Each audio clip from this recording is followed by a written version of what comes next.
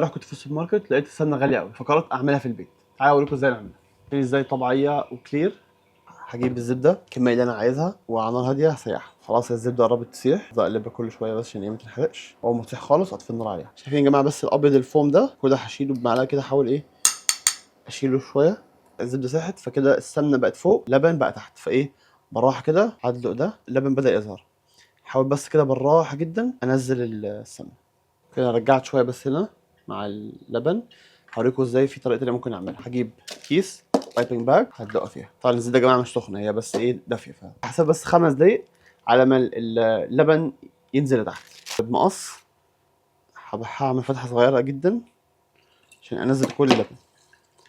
واول ما يبدا اللبن خلاص ينزل، اوكي اوكي اوكي اوكي بس، لا لسه شويه بس. كل ده هبقى عباره عن سمنه.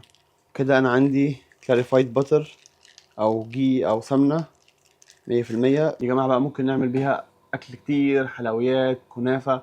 وجماعه صدقوني ارخص بكتير من اللي بنجيبها من بره، وعمايلها بسيطه.